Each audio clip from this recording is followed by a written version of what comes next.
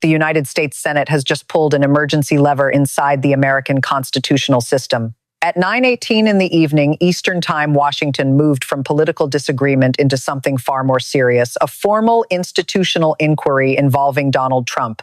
And when Congress activates that kind of mechanism, it is never a routine moment. Here is the moment. The presiding officer of the Senate stood on the chamber floor and read the official tally into the congressional record. The vote had closed. The numbers were final, 52-48. A narrow majority of the United States Senate approved a resolution authorizing an emergency federal inquiry involving Donald Trump. The margin was tight. The coalition behind it was unusual. Several senators crossed party lines to make it happen, and the language they adopted was not casual. The official statement entered into the Senate record reads as follows. The Senate formally authorizes an emergency inquiry under its constitutional oversight authority. Let that sit for a moment, because that sentence carries real procedural consequences. The moment that resolution passed, several mechanisms inside the federal system switched on immediately. The Senate is now authorized to create a special investigative committee with the authority to request federal records. That committee will hold subpoena power, meaning it can compel documents and testimony. At the same time, federal executive agencies are now required to preserve all relevant records connected to the inquiry. No hearings have happened yet. No conclusions have been reached. But the machinery is now in motion. Let me say that again so it lands properly. The United States Senate has formally activated a federal emergency inquiry through a recorded vote of the full chamber. And that is where this becomes unusual. Investigations in Congress happen all the time. Oversight hearings are routine. Committees request documents constantly. Washington runs on investigations. But this particular configuration is rare. An emergency inquiry authorized by the entire Senate with a 52-48 vote is not standard practice. Most investigations begin quietly inside committees. Staff draft requests, subpoenas come later. This did not begin that way. Instead, the issue jumped directly to a full chamber vote. Every senator had to choose. Every vote was recorded, and the margin was extremely narrow. There are three elements here that matter. First, the vote margin. 52-48 means the outcome depended on a handful of senators willing to break ranks.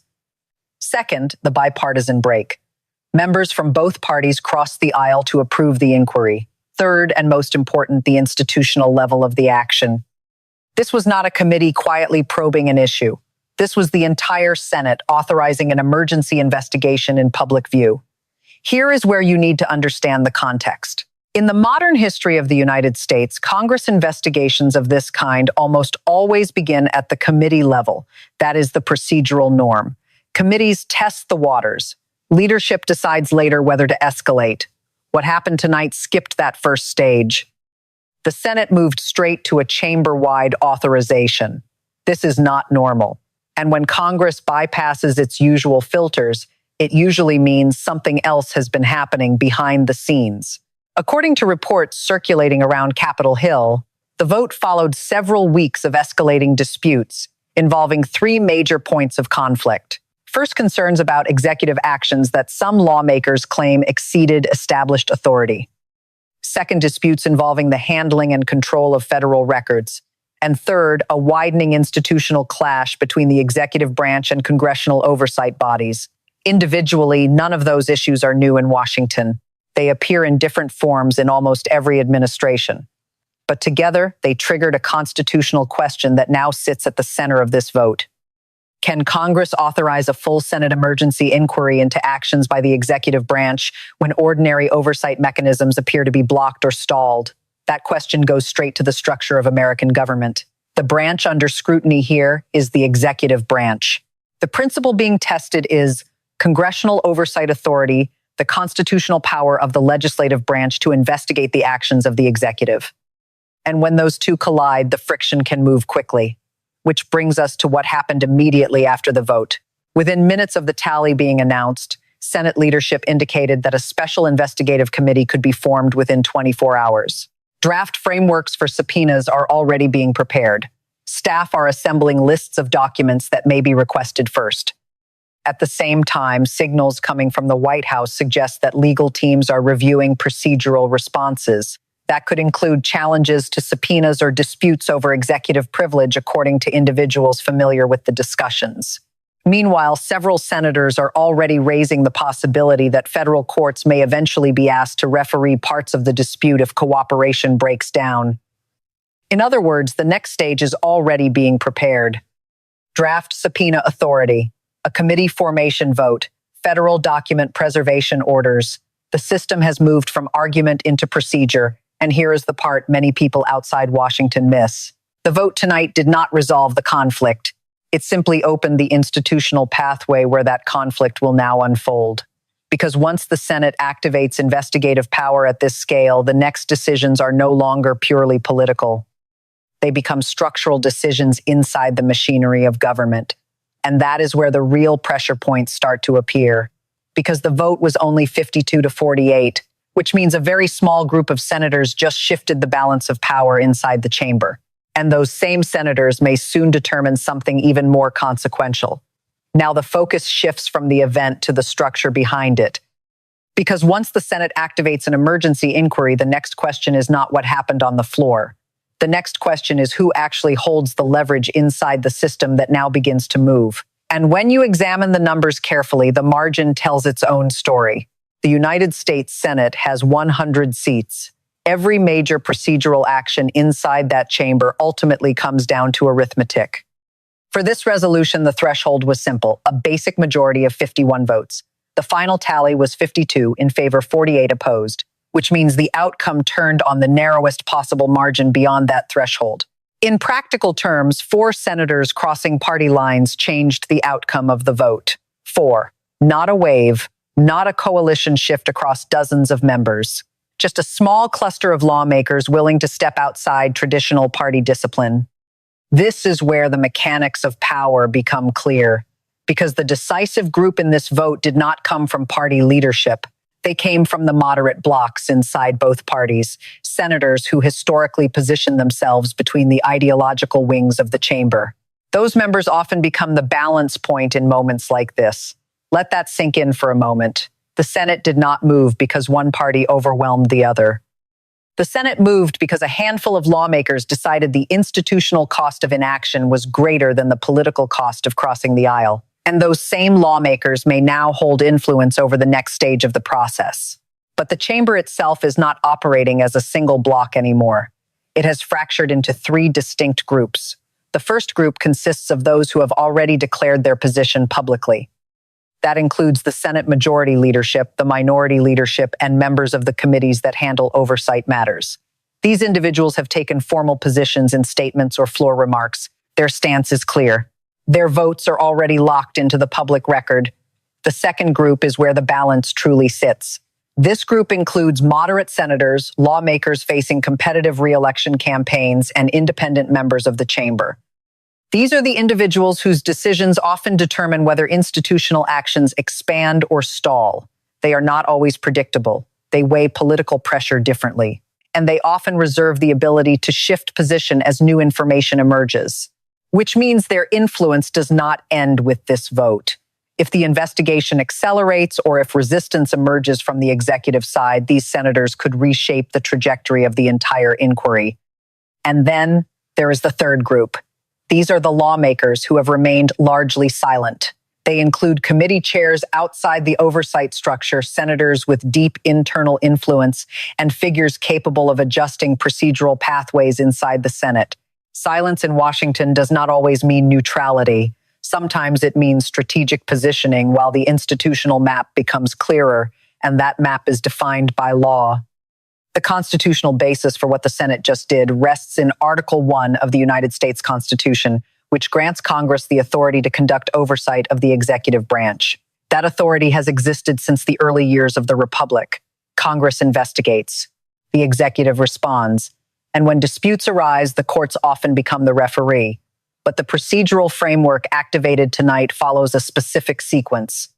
First, the Senate establishes a select committee dedicated to the inquiry. That committee operates with a defined mandate approved by the chamber. Second, the committee receives subpoena authority, allowing it to compel documents and testimony from individuals or agencies connected to the matter under investigation. Third, federal agencies become obligated to respond to document requests issued under that authority. At the operational level, much of this work will be carried out by Senate committee staff, legal teams attached to the investigative body, and procedural advisors guiding the process. If disputes arise, the Department of Justice may become involved in the legal interpretation of those disputes. And if the disagreement escalates further, the matter can move into the federal court system. Which brings us to something many constitutional scholars have already started discussing quietly tonight. The concept of an emergency inquiry vote at the level of the entire Senate does not have a long modern record of precedent in comparable institutional conflicts. Oversight itself is common, but a chamber-wide vote to activate an emergency investigation tied to executive actions is rare enough that legal interpretation may evolve as the process unfolds. In other words, the system is operating within constitutional authority, yet using a procedural tool that appears only occasionally in modern legislative practice. And that matters when cooperation breaks down. Because if the executive branch declines to comply with certain requests, the Senate has its own escalation ladder. The process begins with a subpoena issued by the investigative committee. If the recipient refuses to comply, the Senate can initiate contempt proceedings. At that point, the dispute can transition from a legislative matter into a legal one. The conflict moves into federal court, where judges determine whether the subpoena must be enforced. The chain of command then becomes critical. First comes the Senate committee directing the inquiry, then the Department of Justice, which may become involved depending on the nature of the dispute. Finally, the federal judiciary, which has the authority to interpret constitutional limits and enforce court orders. When those three levels interact, the conflict stops being purely political. It becomes institutional litigation between branches of government. And here is where tensions can rise quickly, because federal agencies caught in the middle of such disputes may face competing expectations, one coming from Congress, the other from executive leadership. That is the moment when bureaucratic decisions start carrying constitutional weight. And the trajectory from that point forward depends on variables that have not yet settled. There are at least 5 major factors that could shape how this inquiry evolves. The first is procedural accommodation from the White House. If executive officials choose to cooperate with document requests early, the temperature inside the system may remain controlled. The second is the durability of the bipartisan coalition in the Senate. The 52-vote majority must hold if further procedural steps require additional approvals. The third factor is domestic public reaction. Investigations at this level often evolve under the pressure of public scrutiny. The fourth variable involves upcoming election cycles, which can influence how lawmakers calculate political risk. And the fifth factor may prove decisive: the response of the federal courts if disputes reach that stage. A single judicial ruling could redefine the boundaries of the inquiry. Change one variable, and the entire trajectory of the investigation could shift. And that leads to the deeper question forming tonight in Washington. Because the vote we just witnessed did not settle the confrontation between branches of government, it simply positioned the pieces on the board. The next moves will determine whether this remains a contained oversight investigation or becomes something much larger inside the American constitutional system. What happens next will determine whether this moment becomes a routine oversight dispute or a defining institutional confrontation. Because once the Senate authorizes an emergency inquiry, the process no longer moves in a straight line, it branches. There are 3 realistic paths forward. The first is the maximum scenario. In this outcome, the investigative committee succeeds in gathering the full body of federal records connected to the matter under review. Subpoenas are issued, agencies comply, documents arrive in large volumes. The committee then moves into public hearings. Witnesses testify under oath. Senior officials appear before the panel. Legal arguments unfold in full view of the country. And if the inquiry reaches clear findings, those findings could lead to legislative action inside Congress or potentially trigger additional constitutional procedures depending on what the investigation uncovers. That is the most expansive path available to the Senate. But it is not the only one. There is also a middle scenario. In that outcome, the executive branch chooses partial cooperation. Some documents are released, others remain under dispute. Negotiations take place behind closed doors between congressional investigators and executive branch attorneys. The committee still conducts its work, but the process becomes narrower. Instead of a sweeping institutional confrontation, the inquiry concludes with policy recommendations, proposals for oversight reforms, and perhaps new legislative frameworks intended to clarify congressional authority going forward. The system adjusts, but the confrontation never fully erupts. Then there is the third possibility, the failure scenario. In this version, legal disputes multiply quickly. Subpoenas are challenged in court. Executive privilege claims emerge. Federal judges are asked to determine the boundaries of congressional investigative power. And the litigation stretches. Weeks turn into months. Months turn into years. If federal courts ultimately decide that the Senate's emergency inquiry authority must be limited in this context, the investigation could end without a decisive conclusion. No sweeping legislative action, no definitive institutional finding. Just a long legal battle that closes quietly. 3 different endings. 3 very different implications for the balance of power in Washington. And all of them now trace back to a single number recorded on the Senate floor tonight. 52-48. Let me pause on that number for a moment, because it was not simply a vote tally, it was a signal. The margin reveals something subtle but important about the current structure of the Senate. It shows a small but meaningful shift in the chamber's internal balance of power. Not a collapse of party alignment, not a complete bipartisan realignment, but the emergence of a cross-party coalition willing to activate congressional oversight against the executive branch under extraordinary circumstances. That matters, because the American system of government relies on what constitutional scholars call checks and balances. Each branch holds authority. Each branch can challenge the others. Tonight's vote suggests that mechanism is still functioning, but it is functioning with a margin that is extremely thin. 4 votes were enough to tip the balance. 4 senators determined whether the emergency inquiry would exist at all. That is how narrow the institutional space has become. And this leads directly to the constitutional question now hovering over Washington. Not a political question, a structural one. How far can Congress expand the use of emergency investigative authority over the executive branch before reaching the outer limits of the Constitution itself? The Constitution grants oversight power, but it does not define every procedural pathway for exercising it. Moments like this force the system to test those boundaries in real time, which is why the next 48 hours carry unusual weight.